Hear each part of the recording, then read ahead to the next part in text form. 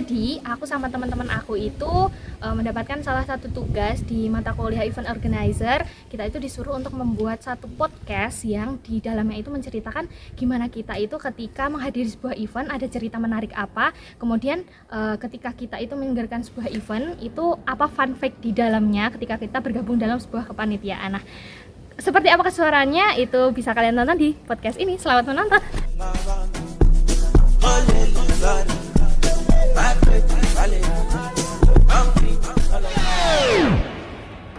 Oppan Gangnam Style. Gangnam Style. Pokoknya rambut ketok. Bentar, tapi Halo semua warga Indonesia, mancanegara, bumi, Bima Sakti, dan satelit lainnya. Welcome to Ceriwis, cerita nggak uis-uis. Punya kenalin nih dari tim kami, ini ada 5 orang. halo, nama saya Elon Dwi Rahayu. Halo, nama saya Diana Salsabila. Halo, nama saya Elsa Devitasari. Halo, nama saya Diana Lestari. Halo, nama aku Julia. Sebelum kita membahas topik yang menarik ini, saya mau tanya nih ke teman-teman semua. Kalian tuh enak menjadi penyelenggara event atau menghadiri event sih? Pasti ada yang enak menjadi penyelenggara event, ada yang enak menjadi menghadiri event gitu kan. Tapi kalau kakak di sini gimana ya? Mungkin dari Kak Endang. Kalau menurut saya enak bubuk sih. Tapi kalau saya dua-duanya juga enak karena dua-duanya sudah pernah mengalami. Ya. Yang pertama yaitu menyelenggarakan ya. Kalau menyelenggarakan itu di situ tuh asik banget pokoknya. Terus kalau dalam proses pelaksanaannya itu pokoknya asik deh, asik banget. Terus kalau menghadiri juga lebih asik karena tidak memikirkan sesuatu hal yang harus dipikirkan, jadi tinggal hadir aja gitu. Iya. Kalau Kak Diana?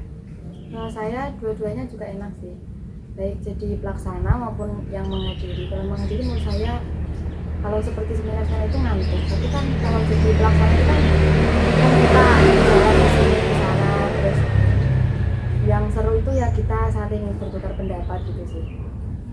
Kalau menurut saya tuh jadi pelaksana dan juga menghadiri event sih. Soalnya kalau jadi pelaksana itu kita tuh enaknya tuh, apalagi kalau video konsumsi ya, enaknya tuh bisa makan dulu gitu. Terus kalau yang menghadiri ya bener sih kata Kak Ena juga Kak Diana, itu lebih menikmati suasana yang ada dalam acara tersebut. Kalau Kak Dia? Ya sebenarnya saya juga sependapat sama teman-teman semua, tapi kalau pas pelaksanaan itu tergantung sama rekan tim kita. Kalau rekan tim kita itu juga enak, pasti kita menjalaninya juga enak. Tapi kalau ada yang nggak enak, jadi kita menjalaninya juga tidak enak. Kalau Kak Devi? Kalau menurut aku juga enak dua-duanya, tapi lebih enaknya itu cuma jadi pengunjung atau menghadiri aja, karena kan kita nggak mikirin di belakangnya kayak gimana. Ini karena ada yang menjawab enak jadi penyelenggara, enak jadi menghadiri. BTW dari kakak-kakak ini pernah mengikuti organisasi atau tidak? Ikut pernah. Ikut. Boleh diceritakan Kak? Dari Kak Endang pernah mengikuti organisasi apa? Terus pernah melaksanakan event apa gitu dalam organisasinya? Baik, kalau saya menyelenggarakan itu pernah, yaitu menyelenggarakan Makista IPNU, IPNU, itu menghadiri sebuah event-event kayak gitu. Contohnya ya menghadiri sebuah pelantikan yang diselenggarakan oleh kecamatan lain, mungkin ya sama kayak Makista itu bisa. Kalau saya itu dulu pernah ngikutin di organisasi di pondok, itu namanya PHBI. Terus kalau menyelenggarakan event itu saya pernah menjadi ketua pelaksana dari Maulid Nabi ya. Itu acara itu dilaksanakan untuk satu pondok, baik putra maupun putri. Saat saya menjadi ketua pelaksana itu ada keseruan sendiri di bagi saya, seperti saling berbeda pendapat antara yang putra sama yang putri. Terus cerita konflik lagi itu ya, kalau jadi panitia di semua acara di pondok itu, seluruh panitia itu tidak boleh mandi selama 1 hari. Selama 1 hari itu nggak boleh mandi sama sekali, cuma boleh wudhu. Itu katanya dibuat nyuwok biar nggak hujan. Tapi itu tuh emang musim yang hujan atau? Nggak musim hujan. Nggak musim hujan. Tapi kebetulan hujan. Iya hujan. Penyelenggaranya outdoor. Outdoor di sana sih. Itu sih fun fact saya menjadi ketua pelaksana. tapi acaranya tetap berjalan dengan lancar ya. Tetap berjalan. Ya, kalau saya itu mengikuti organisasi kalau di dalam kampus itu adalah HMJ, jurusan MPI ya, himpunan mahasiswa jurusan MPI, di mana saya tuh diberikan amanah dari ketua untuk masuk dalam divisi intelektual. Nah, pelaksanaan event pada divisi intelektual itu program kerja yang pertama yaitu LDC atau Leadership Training Kampus, di mana dalam penyelenggaraan acara tersebut itu peserta itu dilatih untuk memiliki jiwa kepemimpinan gitu. Terus ada lagi bedah film. Bedah film itu dilaksanakan pas awal program kerja sih malah. Pas awal program kerja itu langsung melaksanakan bedah film tersebut. Terus yang paling mengejutkan di bedah film tersebut itu dari koordinator saya.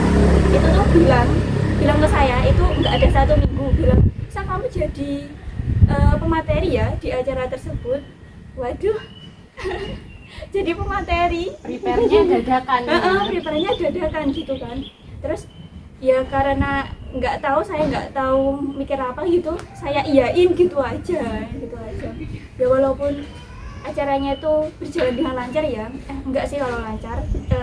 Kalau pemateriannya itu berjalan dengan lancar, cuman tuh eventnya itu kurang dalam persiapan gitu. Kurangnya itu karena pelaksanaannya itu pas waktu liburan, jadi yang datang tuh ya hanya sedikit gitu. Terus kalau di luar kampus saya juga mengikuti organisasi yaitu IPN PPNU sama seperti Kak Endang, itu di situ juga menjalankan program kerja, terus melaksanakan makasta, konver. Nah, pas menjadi panitia pelaksana khususnya konver itu yang paling terkesan sih di hidup saya, soalnya saya diberikan amanah kepada ketua itu menjadi ketua konver pada periode 2021 kemarin gitu. Jadi ketua konver sebenarnya tuh acaranya tuh lancar, cuman tuh kan di situ kan ada sewa tempat. Waktu itu saya tuh nggak ikut dalam sowan dalam sewa tempatnya itu. Ini untuk tempatnya, lokasinya itu disembunyikan ya di mananya gitu. Itu deal-dealannya sama ketua saya itu adalah 250.000 gitu. Dapat fasilitas yang lumayan gitu kan.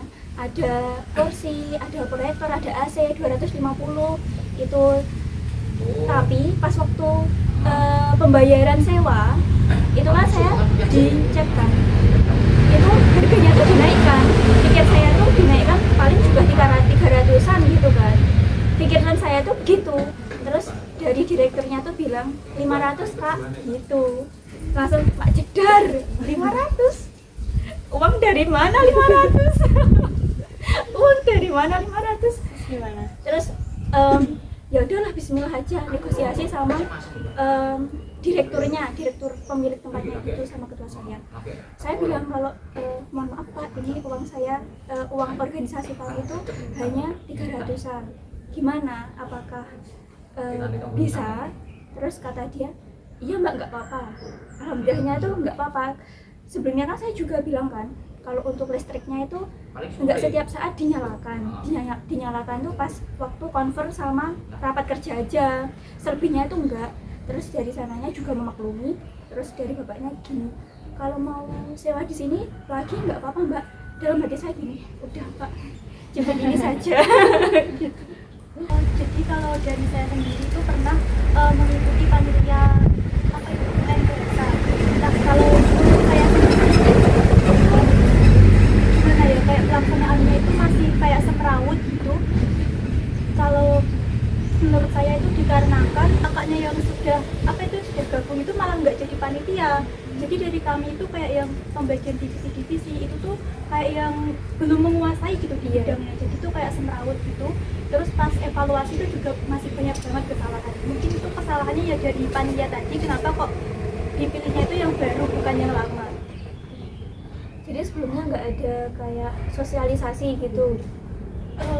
Gimana ya, cuman itu kan panitia itu disuruh jadi panitia itu dikarenakan untuk memenuhi agar kita itu sudah diterima di UKM biasa gitu. Jadi pas kita itu disuruh jadi panitia itu kayak juga dadakan gitu.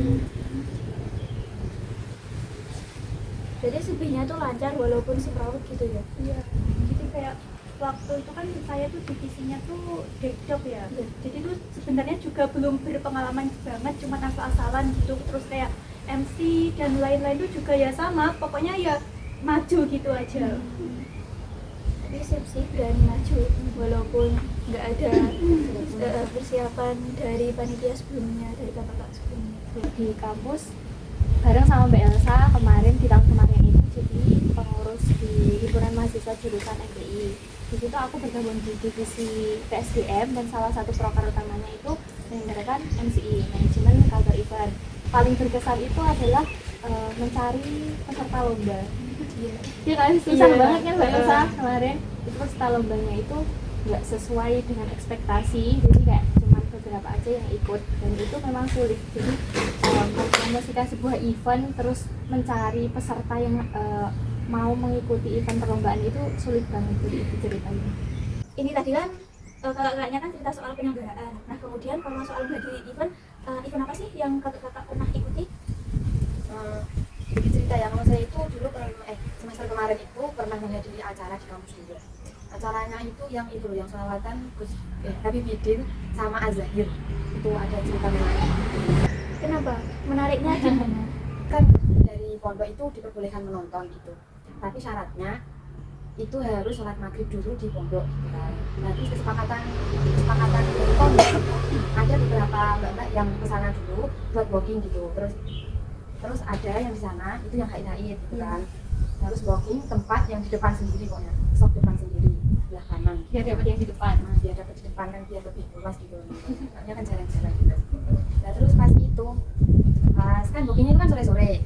Nah posisinya itu juga sudah ramai itu yang walking, tapi ada ibu-ibu sama mbak-mbak itu yang ngomong sama saya, kata-kata bilang gini, oh kok masuk ke carry bangunnya ngarep gitu pokoknya, itu ceritanya.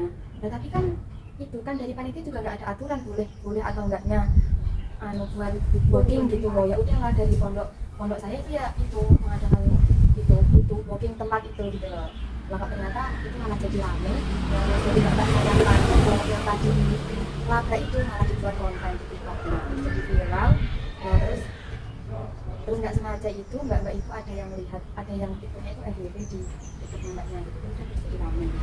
Tapi pada akhirnya tetap di situ atau pindah? Tetap di situ ya mungkin karena itu dari panitia juga nggak ada larangan, ya udah tetap di situ. Terus dari panitia juga didiemin kan, nggak boleh ada walking, nggak ada kata-kata seperti itu, tetap di situ. Mbak Elsa hadir nggak? Hadir sih. Ada cerita gitu nggak? Ceritanya pas waktu itu kan ada hujan kan? Ya benar. Dia kan hujan kan? Pertama kali di gerimis, terus nggak expect gitu kalau ternyata tuh deras bakalnya gitu kan. Terus nggak bawa persiapan payung juga, nggak ada mantel juga. Ya udah, itu ada alas yang saya pakai untuk duduk, alas dari plastik itu saya buat payung sama teman saya gitu. Mungkin dari Mbak Devi? Ya sama. Nah itu kehujanan ya, juga datang terus hujan. Dan posisi kan nggak bawa payung ataupun jas hujan. Terus akhirnya ya pakai alas sama kayak Mbak Elsa. Ya walaupun masih tetap Biasa. Terus dari Mbak Diana tuh gimana, kan tadi katanya bawa tikar yang besar itu ya? Ya kalau dari saya sama rombongan yang milih kehujanan, soalnya kan ikarnya besar, nggak mungkin dong dibuat tutupan gini. Jadi kan malah nanti ketutupan pengunjung lainnya malah diprotes kan. Iya benar sih. Jadi pasrah ya, pasrah dirinya. Pas aja kehujanan bareng-bareng gitu. Daripada kita diprotes ya udah. Tapi nggak sakit kan? Aman. Nanti dimasukin TikTok lagi kalau ya. Iya betul. Untung nggak ada kepikiran. Iya. Viral lagi. lagi. Wih berkah ya hujannya ya. Berkah di hujan. Mungkin dari Mbak Dia ada cerita? Kalau saya tuh waktu itu kan pas hujan itu kan sudah penontonnya udah kayak buyar, terus bingung kan mau berlindung di mana. Lah pas itu dari cowok-cowok itu ke barisannya yang cewek, terus ada yang terobos payung saya dari belakang gitu. Terus menurut saya itu panitianya juga kurang ya koordinasinya, soalnya kan itu kenapa kok yang cowok ini bisa ke barisan cewek, kan nggak boleh kan kalau ngajian Dipisah itu. ya? Iya, padahal udah dipisah. Tapi tetap nyerobot. Terus pada akhir acara itu jadinya yang laki-laki sama perempuan itu jadi ya. Terus ada lagi sih cerita miris sih. Di acara pengajian tersebut tuh ada kasus kriminal kejahatan kayak ke pencopetan. Pernah dengar gak kasus pernah. pencopetan itu pada waktu itu tetangga saya ya merupakan salah satu korban dari pencopetan tersebut. Itu kan dia cerita sama saya kalau HP-nya itu dicopet gitu, soalnya kan HP-nya ditaruh di belakang, jadi dia tuh nggak memperhatikan gitu kan. Terus pas waktu keluar dari jembatan depan gedung FTIK itu dia ngecek lagi dompetnya, ternyata hilang HP-nya, terus sampai sekarang hilang gitu. Kalau saya sih itu ya dari anak kamar saya itu ya, mungkin dia nggak kepikiran kalau nantinya bakal disobek gitu tasnya, soalnya tasnya udah mikirnya dia mungkin udah aman kan, Iya. udah di samping gitu, ternyata sama itu yang ngambil itu ternyata disobek gitu kan. Juga pas pulang itu. Ya pas pulang, tapi posisinya hilang HP-nya itu gimana dia udah nggak tahu. Itu kira-kira pakai apa itu? Pisau. Padahal kan dari panitia tuh sebelum masuk udah ya. Ada peringatan nggak boleh. Mungkin itu pas itu ya, pas kita disek-disekan terus nggak sadar gitu, jadinya ya itu kecolongan gitu HP-nya. Jadi untuk teman-teman semuanya, kalau menghadiri acara event apapun itu yang intinya tuh rame sekali orangnya, itu kalian tuh harus tetap waspada dan juga hati-hati mengenai barang kepemilikan kalian. Contohnya tuh HP, dompet, kalau bisa tasnya itu ditaruh di depan, jangan ditaruh di belakang. Dikarenakan apa? Kalau kalian taruh tasnya itu di belakang, kalian nggak tahu orang di belakang kalian itu orang baik atau orang jahat. Jadi harus tetap safety ya kawan-kawan. Gimana udahnya? Kok nggak udah sih? Iya. Konten kita kan wis tadi cerita nggak wis Sesuai. sesuai. Ini sebenarnya kalau nggak di skip ini bakal panjang banget, mungkin 24 jam kita cerita nggak berhenti. Jadi mungkin cukup sekian ya dari kita. Sekian podcast dari kami, Ceriwis cerita nggak wis. Sampai jumpa. Bye.